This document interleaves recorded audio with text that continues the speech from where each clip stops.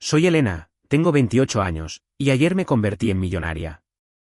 Mi tía Viviana me lo dejó todo, 36 millones de pesos, su casona porfiriana en Las Lomas y sus acciones empresariales. Todavía estaba procesando mi duelo cuando entraron.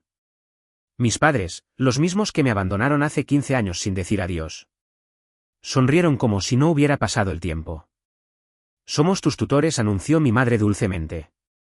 Entonces, mi abogado entró en la habitación y sus rostros se pusieron pálidos como un fantasma. Antes de sumergirnos en esta increíble historia, díganme en los comentarios desde donde están viendo. Denle al botón de me gusta si alguna vez han tenido que lidiar con familiares tóxicos, y suscríbanse para unirse a nuestra comunidad de narradores. Recuerdo una época en la que mi vida era normal, hasta que cumplí 13 años. Vivía en un modesto departamento en la colonia Narvarte con unos padres que parecían quererme. Papá trabajaba como gerente de ventas en una agencia de coches local, y mamá era maestra de tercer grado en la primaria cercana. No éramos ricos, pero teníamos lo suficiente. Noches de cine los viernes con palomitas de microondas, viajes de acampada en verano en nuestra casa de campaña de segunda mano, mañanas de Navidad con chocolate caliente y roles de canela. Pero había señales que yo era demasiado joven para reconocer. Las discusiones en voz baja a puerta cerrada que se hicieron más frecuentes. Las misteriosas llamadas telefónicas que mi padre tomaba fuera. El creciente número de turnos extra que lo hacían llegar a casa oliendo a cigarrillos y alcohol en lugar de acera para coches. A mi padre siempre le había gustado una partida de póker ocasional con amigos. Al principio parecía inofensivo. Luego, sus partidas amistosas se convirtieron en viajes de fin de semana a casinos en Querétaro. Una noche oí a mi madre llorar, suplicándole que parara antes de que lo perdiéramos todo. Él prometió que lo haría, pero las promesas eran como el cambio suelto para mi padre, fáciles de gastar y rápidas de olvidar. Mamá también cambió. Sus brillantes sonrisas se apagaron. Se reportaba enferma al trabajo más a menudo, pasando días en la cama con las cortinas corridas. El refrigerador se vaciaba y, cuando preguntaba por la despensa, me gritaba que me las arreglara con lo que teníamos. Algunos días me miraba fijamente como si intentara memorizar mi rostro, para luego romper a llorar y encerrarse en el baño. Yo intentaba ser perfecta. Mantenía mis notas altas, limpiaba el departamento sin que me lo pidieran y nunca me quejaba de llevar la misma ropa hasta que estaba raída. Pensaba que si lograba ser lo suficientemente buena, todo volvería a la normalidad. El día que se fueron sigue grabado en mi memoria con una claridad dolorosa. Era un martes de octubre, inusualmente frío para principios de otoño. Me desperté tarde porque mamá no había venido a recordarme que tenía escuela. El departamento se sintió diferente de inmediato, demasiado silencioso, demasiado vacío. La puerta de su habitación estaba abierta, lo cual era extraño porque mamá siempre la mantenía cerrada durante sus días malos. Las puertas del closet también estaban abiertas de par en par, la mitad de los ganchos vacíos. Los cajones de su cómoda estaban sacados, solo quedaban unos pocos calcetines olvidados. En la barra de la cocina, encontré una nota de una sola página con la letra de mi madre. Elena, no podemos seguir así. Tu tía Viviana cuidará de ti. Busqué agendas, contactos de emergencia, cualquier cosa que pudiera ayudarme a entender lo que estaba pasando. Solo había visto a la tía Viviana 2 veces antes. Era la hermana mayor de mi padre, una mujer de negocios severa que vivía en otro estado. Nunca se casó, nunca tuvo hijos y, según mis padres, nunca aprobó su estilo de vida. No tenía forma de contactarla y no tenía idea de si ella siquiera sabía lo que mis padres habían hecho. Pasé esa noche sola, con miedo de contarle a nadie lo que había pasado. ¿Y si me mandaban al DIF? ¿Y si mis padres volvían y yo ya no estaba? Sobreviví a base de cereales y me dormí llorando en el sofá de la sala, esperando junto al teléfono.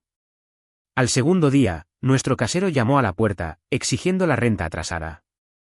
Cuando le dije que mis padres estaban fuera, me miró con sospecha y mencionó algo sobre llamar al DIF. Al tercer día, finalmente llamé a mi orientadora vocacional, quien inmediatamente involucró al DIF. La trabajadora social que vino, la señorita Dávila, tenía ojos amables y una voz que me recordaba a mantas cálidas. Hizo llamadas, movió hilos y de alguna manera localizó a la tía Viviana. Su sobrina ha sido abandonada, oí decir a la señorita Dávila por teléfono. Las alternativas son un albergueo. Hubo una larga pausa. Entiendo que es repentino, pero no tiene a nadie más. Otra pausa. Mañana por la mañana sería lo mejor. No puede quedarse sola en el departamento otra noche. La tía Viviana llegó al día siguiente en un elegante coche negro que parecía fuera de lugar en nuestra colonia. Llevaba un traje sastre gris carbón y perlas, su cabello con mechas plateadas recogido en un moño apretado. Su expresión al verme no fue de alegría ni siquiera de lástima. Era determinación mezclada con resignación. «Empaca lo que puedas llevar», me ordenó, su voz cortante pero no cruel. «El resto se puede enviar más tarde». Los trabajadores sociales se encargaron del papeleo mientras yo llenaba una sola maleta con ropa y metía en mi mochila álbumes de fotos y mis libros favoritos. Dejé atrás el dormitorio de mi infancia con estrellas que brillaban en la oscuridad todavía pegadas al techo. El viaje a casa de la tía Viviana duró 3 horas. No habló mucho, excepto para preguntar si tenía hambre o necesitaba ir al baño. Miré por la ventana, viendo cómo mi mundo se alejaba literalmente en el espejo retrovisor. El proceso de tutela legal fue complicado. Hubo comparecencias en el juzgado de lo familiar, entrevistas con jueces, más trabajadores sociales y evaluaciones psicológicas. A pesar de todo, la tía Viviana se mantuvo firme, si no particularmente cálida. Contrató a excelentes abogados y nunca sugirió enviarme a otro lugar, incluso cuando el proceso se volvió largo y difícil. Mis padres nunca se presentaron a ninguna audiencia. El juzgado intentó localizarlos para rescindir oficialmente su patria potestad, pero parecían haberse desvanecido por completo. Era como si nunca hubieran existido. El abandono dejó heridas que la terapia solo pudo sanar parcialmente. Durante años, me despertaba en medio de la noche, convencida de que había oído abrirse la puerta principal, de que habían regresado para explicar que todo había sido un terrible error. Escribí cartas que nunca envié porque no tenía una dirección a la que mandarlas. Escaneaba multitudes en los centros comerciales, segura de haber vislumbrado el perfil de mi madre o el caminar distintivo de mi padre. La terapeuta que contrató la tía Viviana, la doctora Fuentes, me ayudó a entender que su partida no tenía nada que ver conmigo. Los adultos toman decisiones de adultos basadas en problemas de adultos, decía ella. Los niños se culpan a sí mismos porque les da una sensación de control. Si fue tu culpa, podrías arreglarlo, pero esto nunca fue algo que tú tuvieras que arreglar, Elena. Palabras lógicas que mi corazón se negó a aceptar durante muchos años. Con el paso del tiempo, mi búsqueda desesperada se ralentizó. Para mi 18º cumpleaños, había dejado de mirar hacia atrás cada vez que alguien decía mi nombre en lugares públicos. A los 20, había dejado de redactar conversaciones imaginarias para nuestro reencuentro. A los 25, había aceptado que los padres que conocía se habían ido para siempre. A pesar de todo, la tía Viviana permaneció, no cálida, no afectuosa, pero fiable, sólida como una roca. Nunca rompió una promesa, nunca faltó a una cita, nunca dejó de proporcionar lo que necesitaba. Era un tipo de amor diferente al que había perdido, pero era real. Mudarme a casa de la tía Viviana fue como ser trasplantada a un país extranjero. Su casona en las lomas se asentaba en un terreno meticulosamente ajardinado con una reja de hierro forjado que rodeaba la propiedad. Mi habitación era más grande que todo nuestro antiguo departamento, con pesadas cortinas de terciopelo y una cama antigua con dosel que me hacía sentir como si hubiera entrado en un drama de época. Las reglas eran numerosas y se aplicaban estrictamente. Desayuno a las 7 en punto. Camas hechas antes de ir a la escuela. Prohibido usar zapatos en los suelos de madera. Práctica de piano durante 1 hora diaria, mostrara talento o no. Tareas hechas en el escritorio, no en las camas ni en los sofás. La conversación en la cena debía incluir al menos un tema de actualidad y un logro personal. No había televisión entre semana. Rompí todas las reglas el primer mes, probando los límites, quizás esperando inconscientemente que me enviaran lejos antes de que pudieran abandonarme de nuevo. Pero la tía Viviana nunca amenazó con deshacerse de mí. En cambio, cada infracción conllevaba consecuencias lógicas. ¿Llegar tarde al desayuno?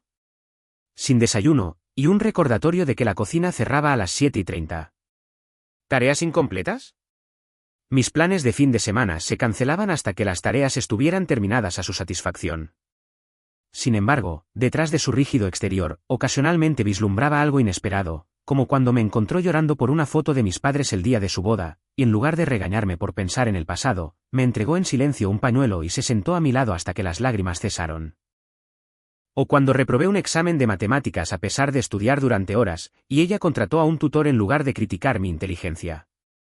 La tía Viviana había construido su fortuna a partir de una pequeña herencia, convirtiendo una tienda local de artículos para el hogar en una cadena de 30 boutiques de decoración de lujo en 3 estados. Trabajaba muchas horas, pero siempre regresaba para cenar, a menudo trayendo papeleo para completar después. Los fines de semana, me llevaba con ella a reuniones de negocios, esperando que observara y aprendiera. Observa cómo negocia la gente, me instruía. Fíjate quién habla primero, quién cede puntos, quién mantiene el contacto visual. Los negocios son psicología humana aplicada al comercio. La educación era primordial en su sistema de valores. Cuando la escuela pública local resultó inadecuada, me inscribió en el Colegio Altavista, una escuela privada con clases pequeñas y altas expectativas. La transición fue difícil. Mi antigua escuela no me había preparado para el rigor académico, y los otros estudiantes provenían de familias adineradas con experiencias de vida muy diferentes. Al principio tuve dificultades con las asignaturas, pasando horas en mi escritorio tratando de ponerme al día. Hubo noches en las que quise rendirme, convencida de que nunca pertenecería a este mundo de privilegios y preparación. Pero la tía Viviana no aceptaba la rendición. Tus circunstancias cambiaron sin que tú hicieras nada, me dijo una noche mientras sollozaba sobre las demostraciones de geometría. Pero tu respuesta a esas circunstancias es sentirme en tu elección. Puedes aprovechar esta oportunidad o desperdiciarla. La decisión es tuya, pero te advierto, no invierto en causas perdidas. No era el consuelo cálido que quería, pero su pragmatismo directo de alguna manera me estabilizó. Contraté a un tutor de mi edad con mi paga y creé grupos de estudio con compañeros de clase. Para mi penúltimo año, había conseguido entrar en el cuadro de honor. Las solicitudes para la universidad trajeron nuevo estrés. Quería ir a la universidad estatal, donde iban varios amigos, pero la tía Viviana me presionaba para que aspirara a escuelas más prestigiosas. Tus amigos no están pensando en su futuro, dijo. Están pensando en continuar con su vida social. Tú necesitas pensar estratégicamente en construir tu carrera. Nuestra mayor discusión estalló por esta diferencia de visión. La acusé de intentar controlar mi vida. Ella respondió que estaba desperdiciando mi potencial por miedo a salir de mi zona de confort. Nunca pedí ser tu proyecto, y grité. Y yo nunca pedí ser tu tutora, respondió fríamente. Sin embargo, aquí estamos. Estoy tratando de darte las opciones que tus padres nunca tuvieron. Eso me silenció, y en la quietud que siguió, hizo algo sin precedentes. Me habló de la infancia de mi padre. Tu padre era brillante, dijo en voz baja. Podía resolver problemas matemáticos complejos de cabeza, pero nuestros padres no podían permitirse la universidad. En su lugar, trabajó en la gasolinera mientras yo conseguía la beca. Estuvo resentido por eso durante años, empezó a jugar para hacerse rico rápidamente ya que la educación ya no era una opción. Tu madre era igual, brillante pero limitada por las circunstancias. Estoy tratando de romper ese ciclo para ti. Fue la primera vez que habló de mis padres sin juicio ni ira. Me dio una ventana a sus vidas que nunca antes había tenido, y me ayudó a entender su determinación aparentemente fría de impulsarme académicamente. Solicité admisión en 7 escuelas y fui aceptada en 5. Finalmente, elegí el ITAM para estudiar administración y marketing. La tía Viviana pagó la colegiatura sin quejarse, aunque sabía que era sustancial. La universidad trajo nueva libertad y desafíos. Me uní a clubes, hice amigos diversos y descubrí talentos que nunca supe que poseía. Tenía un don para el diseño y la estrategia de marketing que complementaba la perspicacia financiera que la tía Viviana me había inculcado.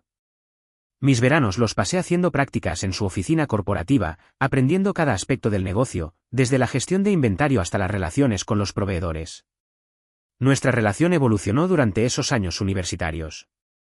La distancia física de alguna manera permitió que se desarrollara una cercanía emocional. Nuestras llamadas telefónicas de los domingos se volvieron menos formales, ocasionalmente incluyendo incluso risas. Cuando me gradué con honores, el orgullo en sus ojos era inconfundible, aunque limitó su demostración pública de emoción a un firme apretón de manos y un solo asentimiento. Volví a su casa después de la graduación, aceptando un puesto como directora de marketing de su empresa. Desarrollamos una rutina cómoda, 2 mujeres independientes compartiendo espacio y comidas ocasionales. Salí con chicos de vez en cuando, aunque la tía Viviana desalentaba sutilmente cualquier relación que pudiera distraerme de mi avance profesional. Luego, hace 2 años, todo cambió de nuevo. A la tía Viviana le diagnosticaron cáncer de páncreas. El pronóstico fue malo desde el principio, Pero ella afrontó su enfermedad con la misma determinación disciplinada que aplicaba a todo lo demás. Todos morimos, dijo cuando me derrumbé después del diagnóstico. Las únicas variables son cuándo y cómo usamos el tiempo antes de que eso suceda. Continuó trabajando tanto como fue posible, transfiriéndome responsabilidades a medida que su fuerza disminuía. Nuestros roles se invirtieron gradualmente. Me convertí en la que hacía cumplir los horarios de medicación, organizaba las citas médicas y aseguraba una nutrición adecuada. En sus últimos meses, surgió una sorprendente suavidad en la tía Viviana. Una noche, mientras la ayudaba a acostarse, me agarró la mano con una fuerza inesperada. Fuiste la hija que nunca me permití tener, susurró. Acogerte fue la mejor decisión de mi vida. Murió tranquilamente mientras dormía, 8 meses después del diagnóstico. El funeral fue pequeño, asistido principalmente por socios comerciales y algunos parientes lejanos. Me paré junto a la tumba, dándome cuenta de que se había convertido en mi verdadera madre en todos los sentidos importantes. El duelo era abrumador a veces. La casa resonaba con el vacío. Me encontraba escuchando sus pasos o guardando artículos que pensaba que podrían interesarle. Pero seguí dirigiendo el negocio como ella me había enseñado, honrando su legado a través de la acción en lugar de un mero sentimiento. Nunca esperé volver a ver a mis padres biológicos. Hasta que el día de la lectura del testamento lo cambió todo. 3 semanas después del funeral, recibí una carta formal del licenciado Haroldo Torres, el abogado de la tía Viviana durante más de 30 años. La lectura del testamento estaba programada para el martes siguiente a las 10 de la mañana en su oficina del centro. La carta mencionaba que todas las partes interesadas estarían presentes, pero supuse que esto solo significaba yo y quizás algunos socios comerciales u organizaciones benéficas que Viviana podría haber incluido. El licenciado Torres era un hombre distinguido de unos 70 años, con una cabellera plateada y gafas de montura de alambre por encima de las cuales miraba en lugar de a través de ellas. Su oficina olía a cuero y libros viejos, con paneles de madera oscura y un escritorio macizo que probablemente había sido testigo de la firma de miles de documentos que cambiaban vidas. Llegué 15 minutos antes, vestida con un traje sastre azul marino que la tía Viviana habría aprobado. El licenciado Torres me saludó calurosamente, expresando sus condolencias de nuevo antes de mencionar que estábamos esperando a algunos otros antes de comenzar. Me senté en una de las sillas de piel, hojeando una revista de negocios sin absorber nada del contenido. La puerta se abrió y levanté la vista, esperando ver a uno de los ejecutivos de Viviana. El tiempo pareció detenerse. En el umbral estaban 2 personas que me había convencido de que quizás nunca volvería a ver. Mis padres. Mi padre había envejecido dramáticamente. Su cabello, una vez espeso y oscuro, ahora era ralo y completamente gris. Profundas arrugas trazaban caminos desde su nariz hasta su boca, y sus hombros estaban caídos como si llevara un peso invisible. Había engordado al menos 20 kilos, su figura atlética de antes ahora era blanda y redonda. Mi madre se veía aún más cambiada. Su cabello rubio estaba cortado en un estilo severo que no favorecía su rostro, que se había vuelto delgado y anguloso. Ojeras oscurecían sus ojos, y cuando sonreía, la sonrisa no llegaba a ellos. Llevaba un vestido que podría haber estado de moda hace una década, y apretaba su bolso con una intensidad que le dejaba los nudillos blancos. Elena, dijo mi padre, su voz más áspera de lo que recordaba. Mírate, toda una mujer. Se movieron hacia mí y me encontré levantándome sobre piernas temblorosas. Mi madre buscó un abrazo que no pude corresponder. Me quedé rígida mientras sus brazos me rodeaban, el olor de su perfume a la vez familiar y extraño. Hemos estado intentando encontrarte, dijo mi madre, retrocediendo para examinarme. Te pareces mucho a tu tía ahora. Tan sofisticada. Como supieron lo de hoy, logré preguntar, mi voz sonando extraña a mis propios oídos. Vimos la esquela en el periódico, explicó mi padre, intentando una sonrisa triste. Hemos estado siguiendo a la familia desde lejos. Sabíamos que estabas con Viviana. Por supuesto.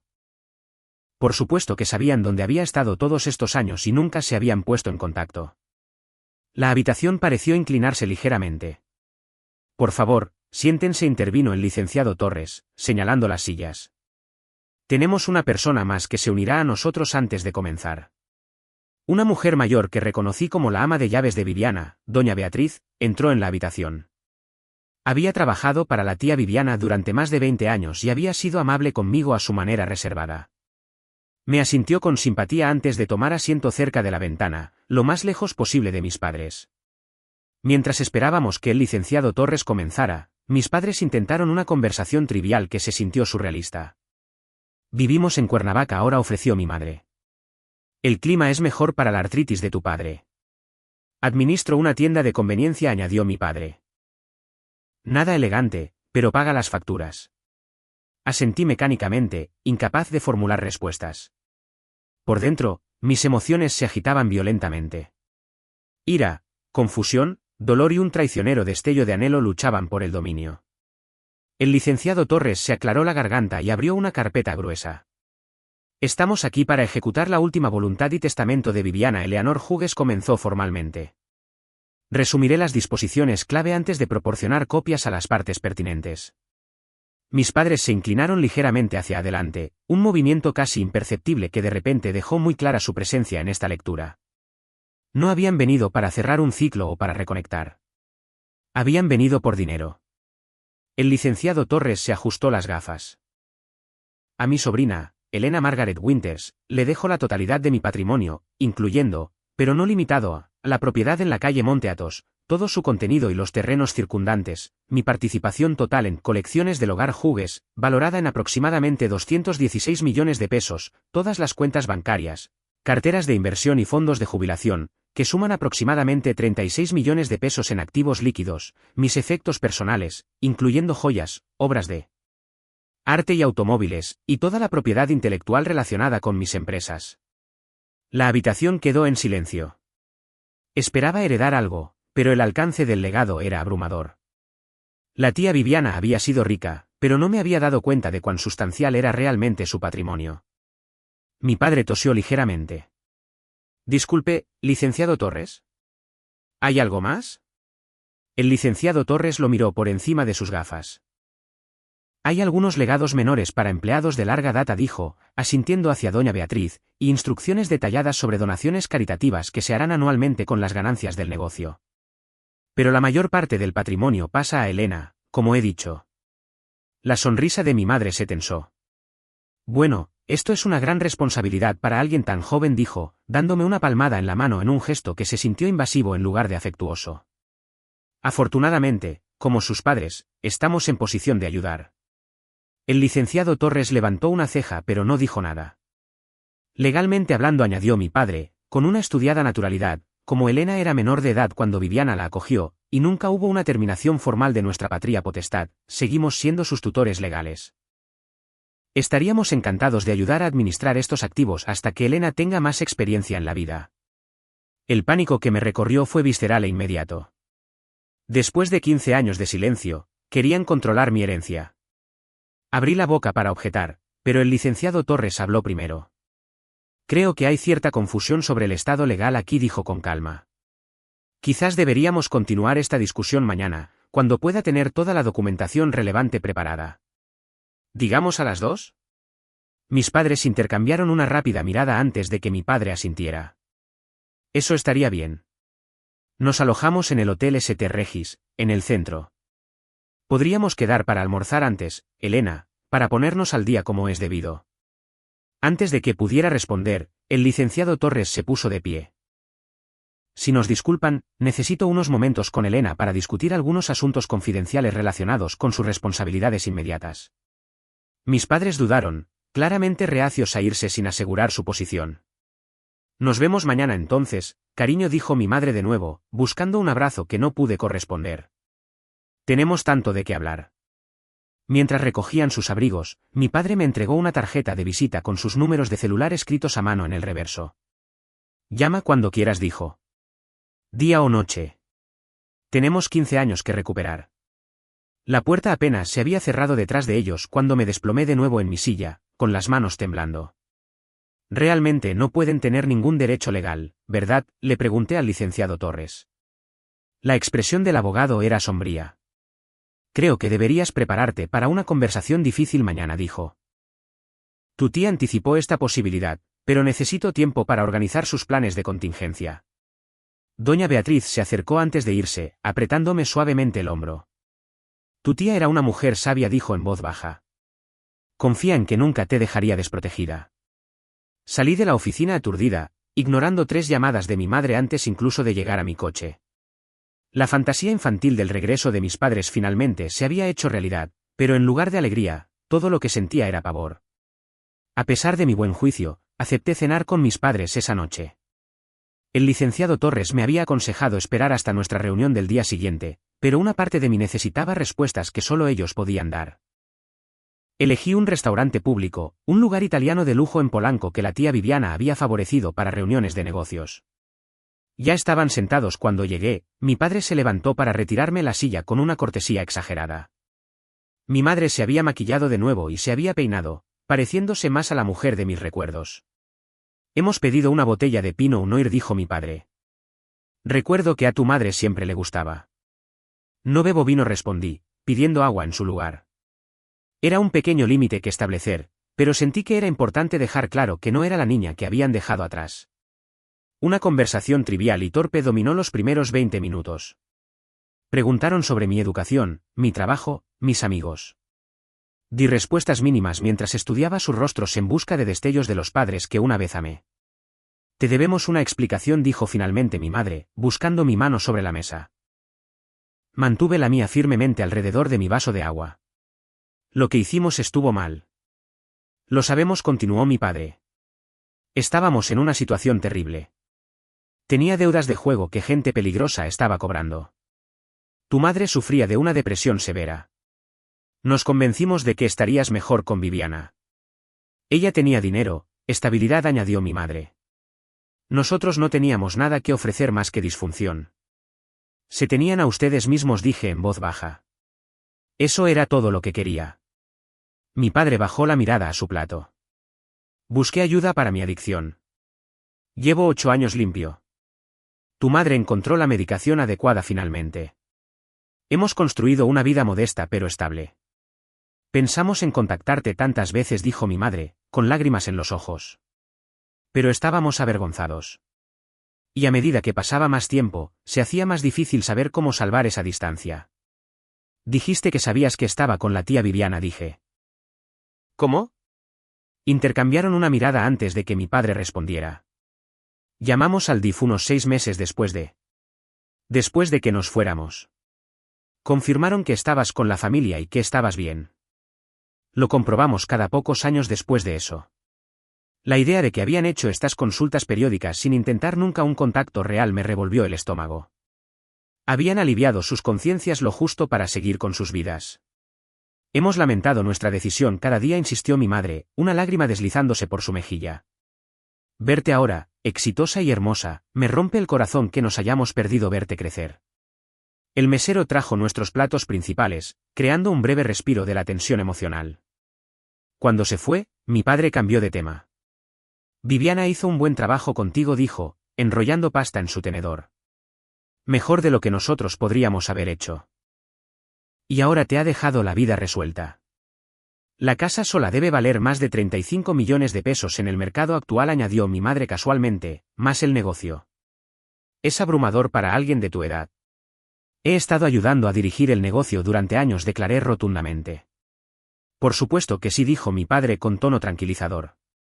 Pero hay una diferencia entre ayudar y tener la responsabilidad total. Los problemas legales por sí solos pueden ser abrumadores, sin mencionar las implicaciones fiscales. Los impuestos de sucesión pueden ser devastadores sin la orientación adecuada, intervino mi madre. Los observé con atención, notando cómo alternaban entre apelaciones emocionales y preocupaciones financieras. El patrón se estaba volviendo claro. Podríamos ayudarte, ofreció mi padre. Hemos tenido nuestras luchas, pero hemos aprendido mucho sobre gestión financiera por las malas. Esa es una perspectiva interesante de alguien que abandonó a su familia por deudas de juego, observé. Mi padre se estremeció pero se recuperó rápidamente. Esas experiencias me enseñaron lecciones valiosas. Ahora conozco todas las trampas que hay que evitar. Mi madre se inclinó hacia adelante. Tenemos un modesto condominio en Cuernavaca con una segunda hipoteca. Las facturas médicas han sido difíciles. El tratamiento para la artritis de tu padre no está totalmente cubierto por el seguro. ¿Qué es exactamente lo que piden?, dije sin rodeos. Parecieron sorprendidos por mi franqueza, otro recordatorio de que estaban interactuando con una adulta, no con la niña que habían dejado. No pedimos nada, dijo mi padre poco convincentemente. Solo queremos ser parte de tu vida de nuevo, ayudar si podemos. Aunque, si quisieras ayudar a tus padres a recuperarse, sería una bendición, añadió mi madre. Quizás pagar nuestra hipoteca. 1.200.000 pesos cambiarían nuestras vidas por completo. Más las facturas médicas, le recordó mi padre. Otros 500.000 pesos las saldarían. Me recosté, una fría claridad se apoderó de mí. Entonces, con 1.7 millones de pesos resolverían sus problemas. Asintieron con entusiasmo. ¿Y qué hay de mis problemas?, pregunté. Los 15 años preguntándome qué hice mal, las facturas de la terapia, las pesadillas. ¿Cuál es el precio de eso? Las lágrimas de mi madre fluyeron libremente ahora. Sabemos que el dinero no puede arreglar el daño emocional. Solo queremos una oportunidad de ser una familia de nuevo. Una familia que comienza con una transacción en efectivo, señalé. La expresión de mi padre se endureció ligeramente. Tienes que entender nuestra posición. Cometimos un error terrible, sí, pero Viviana era mi hermana. Esa fortuna provino originalmente de nuestra familia. Nuestros padres le dejaron el capital inicial para empezar su negocio mientras que yo no recibí nada. Así que sientes que tienes derecho a ello, aclaré. No derecho, rectificó. Solo. Incluido. Somos tus padres, Elena. La sangre significa algo. Pensé en la tía Viviana, que me había demostrado con acciones en lugar de palabras cómo era el verdadero amor parental. Sí, asentí. La sangre significa algo. Pero las acciones significan más. El resto de la cena continuó en esta línea, oscilando entre la manipulación emocional y las insinuaciones financieras. Para el postre, habían mencionado varias otras deudas y sugirieron que quizás quisiera agregarlos a mi equipo en la empresa con salarios generosos. Cuando nos separamos fuera del restaurante, mi madre me abrazó de nuevo, susurrando, piensa en lo que realmente significa la familia, cariño. Todos cometemos errores. Conduje a casa en una niebla de confusión. Su historia contenía elementos de verdad. Recordaba la depresión de mi madre, las ausencias de mi padre. Pero algo en su explicación, su oportuna aparición, su enfoque inmediato en el dinero, se sentía ensayado. Cuando llegué a casa, había un mensaje en mi contestador automático de un número desconocido. Señorita Winters, soy Sandra Carrillo. Trabajé para sus padres hace 15 años en el Banco Nacional. Vi sus nombres en relación con la esquela de Viviana Hughes y sentí la necesidad de contactarla. Por favor, llámeme antes de llegar a cualquier acuerdo con ellos. Hay cosas que debería saber. El sueño me eludió esa noche. Investigué las leyes de tutela hasta que me ardieron los ojos. Según todo lo que pude encontrar, la reclamación de mis padres parecía, en el mejor de los casos, tenue. Hacía años que era adulta. Pero, ¿por qué el licenciado Torres parecía preocupado? ¿Qué documentación estaba reuniendo? Alrededor de las 3 de la mañana, me encontré en el estudio de la tía Viviana, ahora mío, buscando en sus archivos meticulosamente organizados. En un cajón cerrado con llave que nunca antes había abierto, encontré una carpeta etiquetada simplemente como Winters. Dentro había una historia que nunca había conocido. Llegué a la oficina del licenciado Torres al día siguiente, armada con el contenido del archivo privado de Viviana y mi propia investigación insomne. Mis padres ya estaban allí, acompañados por un hombre delgado con el pelo engominado hacia atrás que se presentó como Gerardo Herrera, su abogado. Solo una precaución, explicó mi padre con una sonrisa forzada. Los asuntos legales pueden complicarse. El licenciado Torres los saludó cordialmente pero sin calidez. Su asistente trajo un carrito cargado con varios archivadores expandibles y un ordenador portátil. El ambiente se sentía más como la preparación para una batalla que como una discusión familiar. Antes de empezar, dijo el licenciado Torres, debo aclarar mi papel aquí. Soy el albacea del patrimonio de Viviana Hughes y su abogado personal durante los últimos 32 años. También actúo como abogado. Como sus tutores legales, tienen la responsabilidad de garantizar la gestión adecuada de estos recursos. El licenciado Torres asintió pensativamente. Eso es precisamente lo que deseaba abordar hoy. Parece haber cierta confusión sobre el estado legal. Abrió el primer archivo. Permítanme aclarar la historia según está documentada. Sacó varios documentos de aspecto oficial. Cuando Elena quedó al cuidado de Viviana, se estableció una tutela temporal a través del juzgado de lo familiar. El DIF documentó múltiples intentos de contactarlos a ambos con respecto a los arreglos permanentes. Mi madre frunció el ceño. Estábamos lidiando con problemas serios, mudándonos con frecuencia. Efectivamente, continuó el licenciado Torres. Después de 6 meses de intentos fallidos de contacto, el juzgado programó una audiencia sobre la tutela permanente. Se enviaron notificaciones a sus últimas direcciones conocidas y se publicaron en los boletines judiciales apropiados. Mi padre se movió incómodo. Nunca recibimos ninguna notificación. Curiosamente, dijo el licenciado Torres, alguien contactó al juzgado afirmando representarlos. Sacó otro documento. Un hombre llamado Luis Barrera apareció con declaraciones juradas firmadas, supuestamente por ambos, consintiendo la transferencia de la tutela permanente a Viviana Hughes. Mis padres intercambiaron una rápida mirada que confirmó mis sospechas antes de que mi padre hablara. Nunca autorizamos a nadie a representarnos. Esas firmas deben ser falsificaciones. El licenciado Torres se ajustó las gafas. La señorita Hughes tuvo preocupaciones similares en ese momento. Contrató a un investigador privado para localizarlos y confirmar sus intenciones directamente. Abrió otro archivo que contenía informes con fotografías. El investigador documentó las actividades del señor Winters en varios casinos de Nevada durante este periodo. También fotografió a la señora Winters trabajando como mesera en los mismos establecimientos. Cuando se les preguntó sobre la situación de Elena, ambos confirmaron explícitamente su deseo de poner fin a sus responsabilidades parentales. El color desapareció del rostro de mi madre. La mandíbula de mi padre se tensó.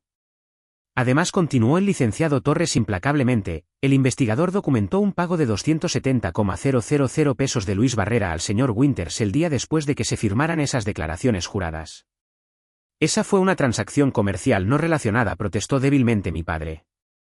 El licenciado Torres ignoró la interrupción. La señorita Hughes continuó con investigaciones anuales para monitorear sus situaciones y determinar si una reconexión sería beneficiosa para Elena. Tengo informes que abarcan 15 años y que documentan actividad de juego continua, múltiples desalojos, despidos laborales y varios incidentes con agencias de cobro. Pasó a otra sección. Particularmente notables son estos intentos documentados de la señora Winters de contactar a Elena cuando cumplió 18 años. Me empujó un informe. 3 ocasiones en las que la señora Winters llamó a casa de Viviana pero colgó sin hablar. Y este correo electrónico enviado a la cuenta universitaria de Elena pero que nunca se abrió debido a una dirección incorrecta.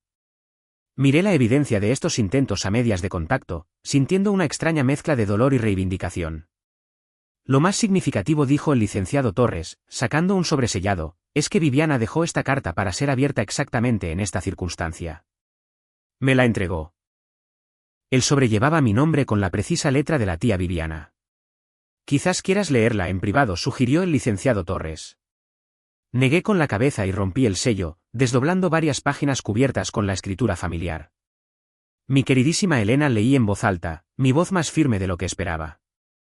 Si estás leyendo esto, significa que he fallecido y tus padres han reaparecido de repente en tu vida. No es una coincidencia. A lo largo de los años, he documentado múltiples casos en los que intentaron sacarme dinero usándote como palanca. Mi madre emitió un pequeño sonido de protesta, pero continué leyendo.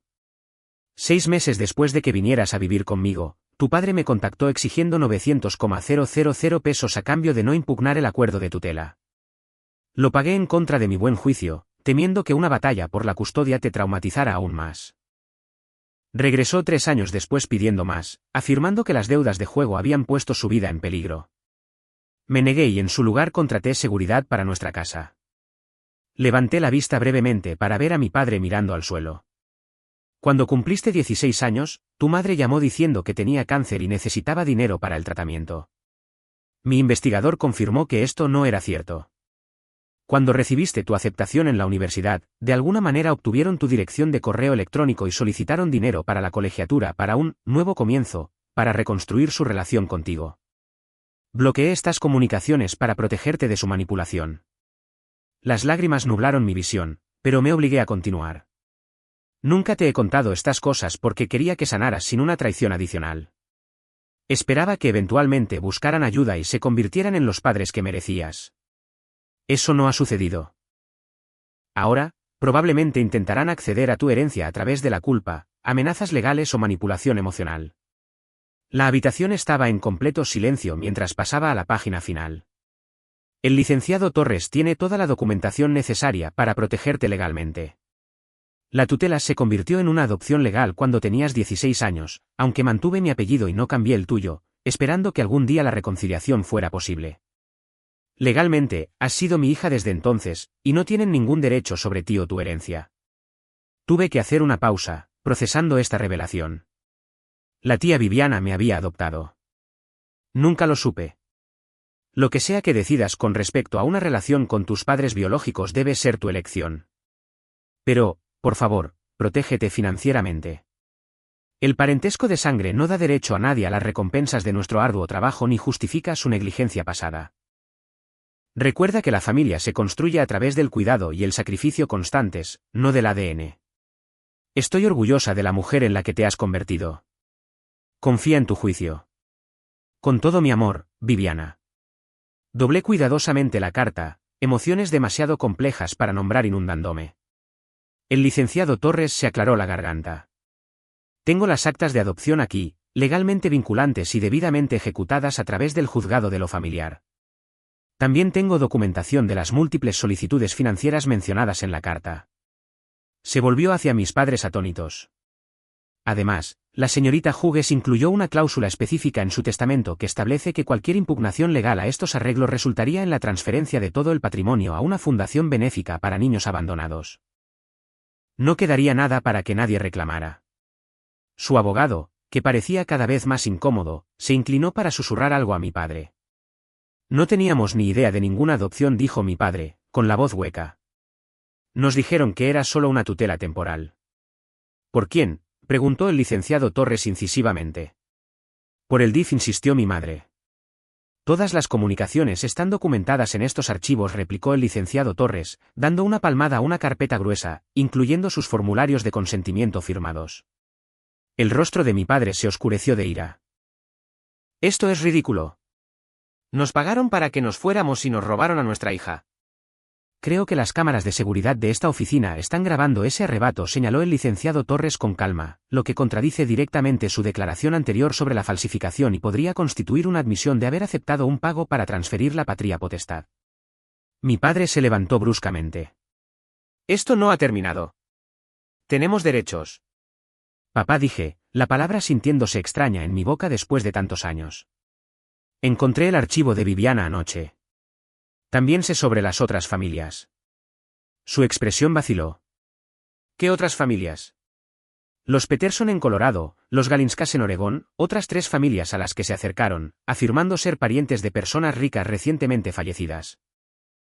Parece que abandonar a los hijos y luego intentar sacar provecho de sus herencias ha sido su patrón durante bastante tiempo. Mi madre se echó a llorar de verdad. Eso no es cierto. Cometimos errores contigo, pero nunca. Ahórrate, lo interrumpí, de repente agotada por su actuación. Viviana lo documentó todo. Incluso tiene grabaciones de tus llamadas telefónicas exigiendo dinero. ¿De verdad pensabas que me dejaría desprotegida? La ira de mi padre se convirtió en cálculo. Escucha, Elena, ha habido un terrible malentendido. Podemos resolver esto como una familia. No hay necesidad de abogados y acusaciones. Creo que hemos terminado aquí, dije, poniéndome de pie. Licenciado Torres, ¿hay algo más que legalmente se requiera de mí hoy? No respondió. El patrimonio se te transfiere limpiamente. Tus padres no tienen base legal para impugnar el testamento o la adopción. Entonces me gustaría que se fueran. Elena, por favor, suplicó mi madre. Solo danos una oportunidad para explicar. 15 años, dije en voz baja. Tuvieron 15 años para explicar. En cambio, esperaron hasta que hubo dinero de por medio. Eso me dice todo lo que necesito saber. El licenciado Torres presionó un botón en su escritorio y 2 guardias de seguridad aparecieron en la puerta. Estos caballeros los escoltarán fuera, informó a mis padres. Cualquier contacto futuro con la señorita Winters deberá dirigirse a través de mi oficina. No puedes hacer esto, gritó mi padre, con el rostro enrojecido. ¿Es nuestra hija? No lo corregí. Yo era su hija. Ahora soy de Viviana. Y ella me enseñó a reconocer el valor más allá de las etiquetas de precio. Mientras la seguridad los conducía hacia el ascensor, mi madre se volvió. Así no es como te criamos. Te dimos la vida. Y Viviana me dio todo lo demás, respondí, incluida la protección contra personas que ven las relaciones como transacciones. Después de que se fueran, me desplomé en una silla, el agotamiento emocional se apoderó de mí. El licenciado Torres se sentó a mi lado en lugar de detrás de su imponente escritorio. Deberías saber, dijo suavemente, que también soy tu padrino. Viviana me pidió que aceptara ese papel cuando te adoptó. Le prometí que seguiría velando por tus intereses después de que ella se fuera. Esta conexión inesperada con la tía Viviana trajo nuevas lágrimas. ¿Por qué nunca me habló de la adopción? Le preocupaba que sintieras que estaba tratando de reemplazar a tus padres en lugar de simplemente protegerte legalmente. Quería que te formaras tus propias opiniones sobre la familia sin su influencia. Ella me influyó más que nadie, admití. Simplemente siendo constante cuando nadie más lo era. El licenciado Torres asintió. Podemos solicitar una orden de alejamiento si lo deseas.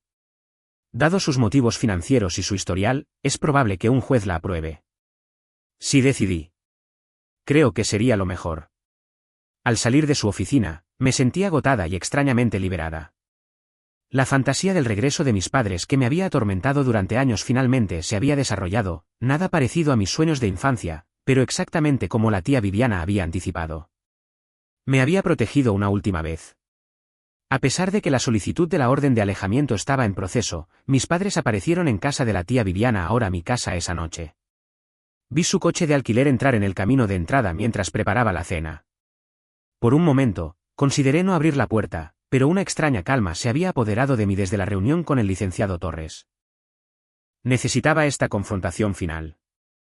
Llamaron al timbre repetidamente hasta que abrí la puerta, pero me quedé en el umbral, bloqueando su entrada. No pueden estar aquí, dije firmemente. Se ha presentado una orden de alejamiento. Todavía somos tus padres, gritó mi padre, su pulcritud anterior completamente abandonada. Nos debes la decencia de una conversación sin abogados ni guardias de seguridad. No les debo nada, respondí con calma. Pero les daré 5 minutos para que digan lo que vinieron a decir. Luego deben irse antes de que llame a la policía. Mi madre me empujó y entró en el vestíbulo, sus ojos recorriendo el interior de la casa para evaluarlo. Solo queremos entender por qué estás siendo tan fría, dijo. Cometimos un error terrible hace años, pero ahora estamos tratando de enmendarlo. Intentando tomar el control de mi herencia, pregunté. Es un enfoque interesante para enmendar las cosas. Mi padre la siguió adentro a pesar de mi objeción. Esa mujer te envenenó contra nosotros, espetó. Viviana siempre me tuvo resentimiento. Te usó para hacerme daño. Viviana me salvó, corregí. Me dio estabilidad, educación y respeto por mí misma. Me enseñó que el amor se demuestra con acciones, no solo con palabras. Te queríamos, insistió mi madre. Estábamos enfermos. La depresión es una enfermedad real. El juego de tu padre era una adicción. Necesitábamos ayuda, no juicio. Yo tenía 13 años, le recordé, mi voz finalmente quebrándose. Necesitaba padres, no excusas. ¿Tienes alguna idea de lo que fue despertarse y descubrir que ambos se habían ido? ¿Esperar junto al teléfono durante días, esperando que llamaran? ¿Buscar en el departamento pistas sobre dónde habían ido? Mi padre desvió la mirada, incapaz de sostenerme la mirada. Revisaba el buzón todos los días durante meses, continué, años de palabras reprimidas finalmente saliendo. Seguía pensando que al menos enviarían una tarjeta de cumpleaños o un regalo de Navidad, alguna señal de que recordaban que existía. Pensábamos en ti todos los días, dijo mi madre, las lágrimas corriendo por su rostro. Los pensamientos sin acciones no significan nada, respondí. Viviana nunca me dijo que me quería. Ni una sola vez en 15 años. Pero se presentó todos los días para las citas con el médico, las obras de teatro escolares, las pesadillas y las solicitudes para la universidad. Construyó la confianza a través de la constancia. Estamos aquí ahora, dijo mi padre, su tono suavizándose hasta el discurso de vendedor que recordaba de la infancia. Podemos construir una relación de ahora en adelante. Apoyarnos mutuamente como una familia. Están aquí ahora porque Viviana murió rica, declaré rotundamente. Si hubiera muerto pobre, ¿se habrían molestado en encontrarme? Su silencio fue respuesta suficiente. El licenciado Torres me mostró los informes del investigador privado, dije. Sabían dónde estaba durante 15 años. Eligieron no contactarme hasta que hubo un incentivo financiero. Eso no es justo, protestó mi madre. Estábamos avergonzados. No sabíamos cómo enfrentarte después de lo que habíamos hecho. Sin embargo, encontraron el valor inmediatamente después de enterarse de una herencia multimillonaria, observé. Un momento interesante. El rostro de mi padre se endureció de nuevo.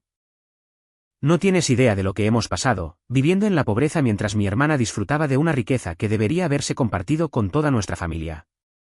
Viviana construyó esa riqueza ella misma, repliqué.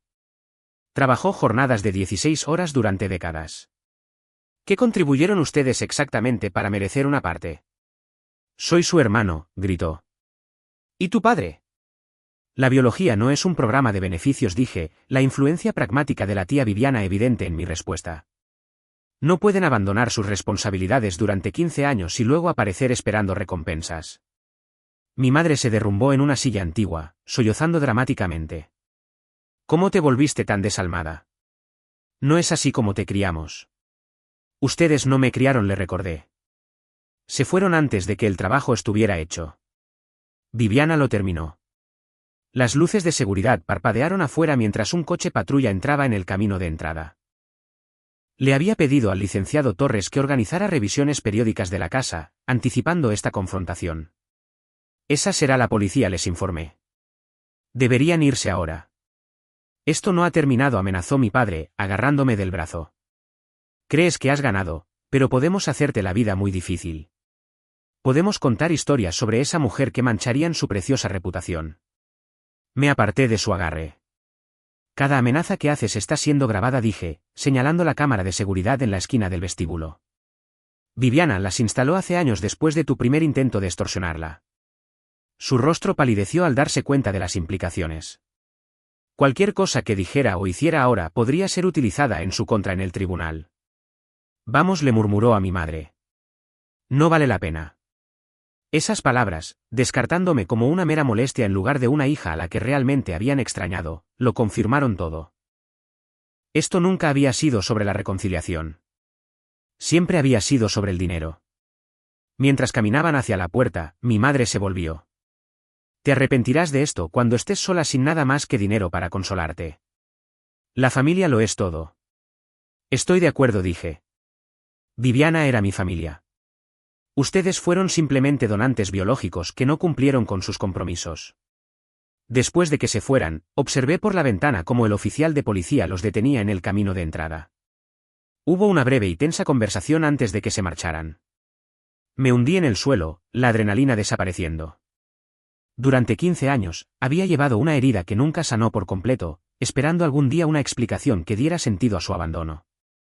Ahora tenía mi respuesta, y aunque trajo dolor, también trajo claridad. El licenciado Torres llamó una hora después para ver cómo estaba. Se les ha notificado oficialmente la orden de alejamiento, me informó. Legalmente no pueden acercarse a menos de 150 metros de ti ni contactarte directamente. Dijeron que no había terminado, le dije. Que podrían causar problemas. Amenazas vacías, me aseguró. La documentación que tenemos haría que cualquier impugnación legal fuera inútil y potencialmente les acarrearía responsabilidad penal. Se les pagó para que renunciaran a la custodia y luego intentaron sacar más dinero repetidamente. Ningún tribunal vería con buenos ojos ese historial. Después de colgar, deambulé por la casa de la tía Viviana, viéndola con nuevos ojos, el comedor formal donde me había enseñado los modales en la mesa, el estudio donde habíamos revisado informes de negocios juntos, el jardín donde ocasionalmente se había unido a mí para tomar un café por la mañana en un silencio cómodo. En su dormitorio, en el que no había entrado desde su muerte, encontré una pequeña caja de madera en su mesita de noche que nunca antes había notado.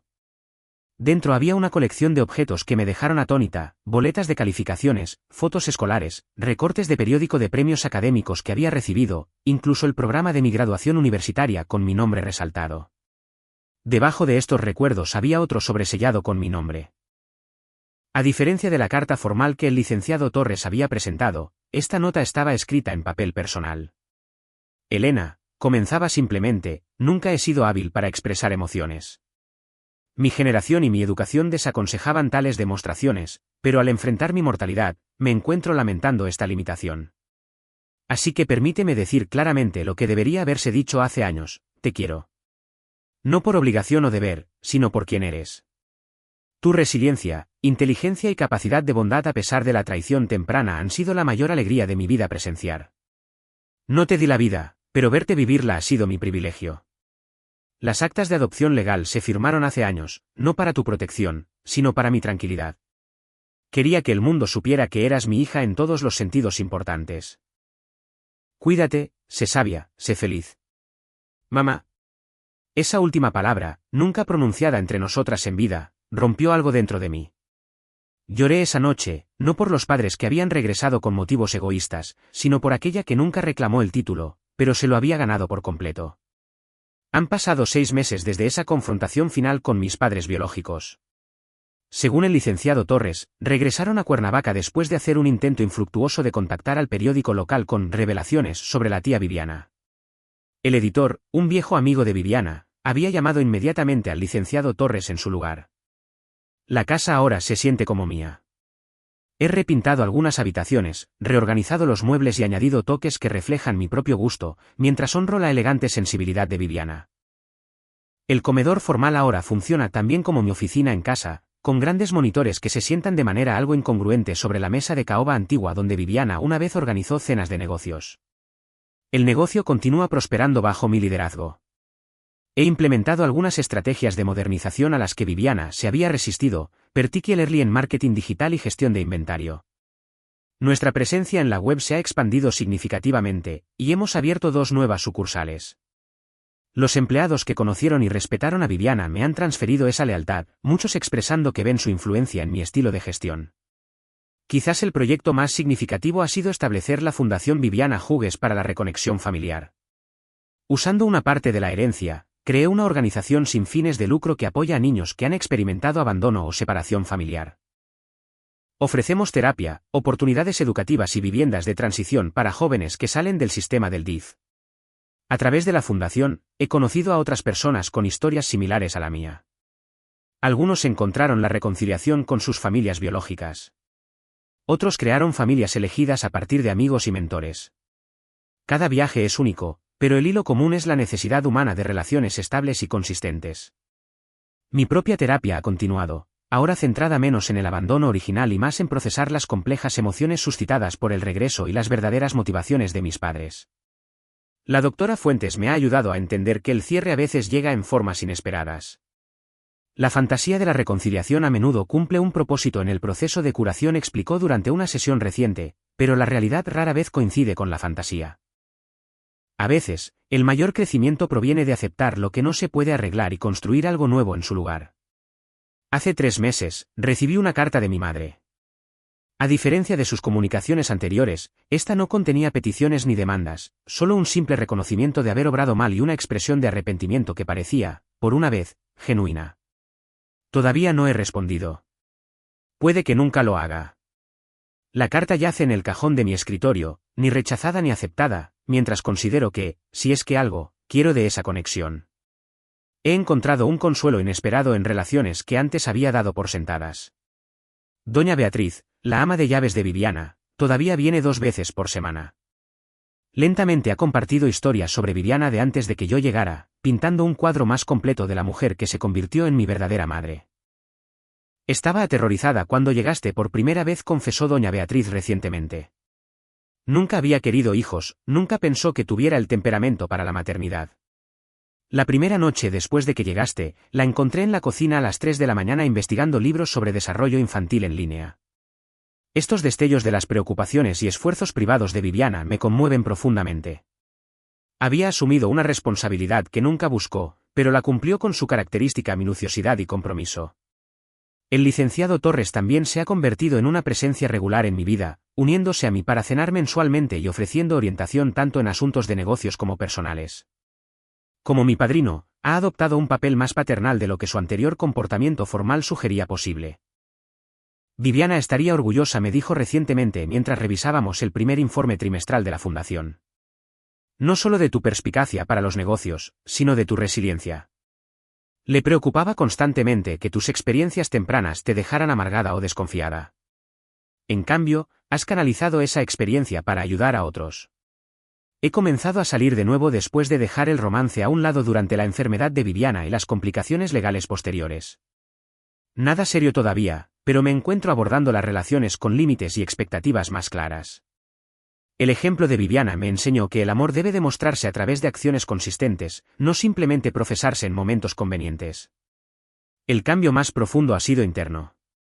La pregunta que me atormentó durante 15 años ¿por qué me dejaron?, ya no tiene el mismo poder. Ahora entiendo que su partida reflejó sus limitaciones, no mi valor. Más importante aún, reconozco que la decisión de Viviana de quedarse, de comprometerse, de estar presente día tras día, fue la elección más significativa.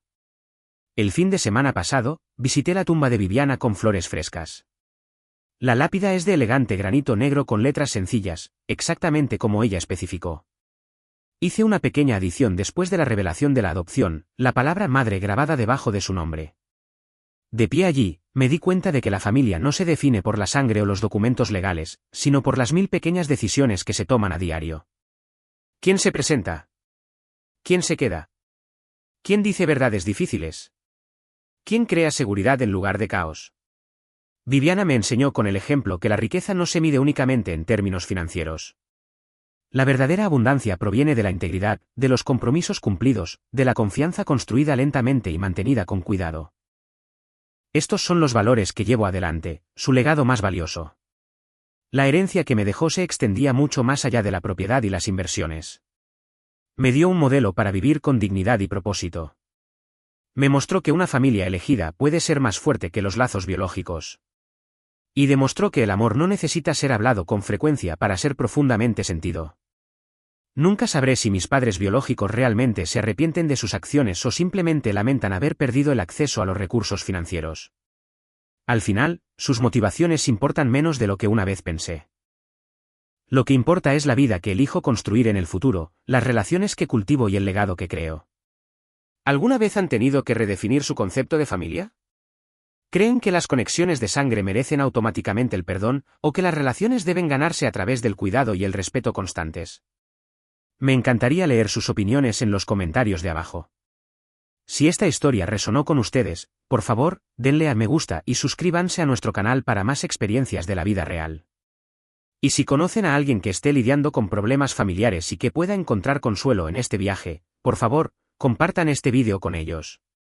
Gracias por escuchar mi historia, y recuerden que a veces la familia que elegimos trae más sanación que la familia en la que nacemos.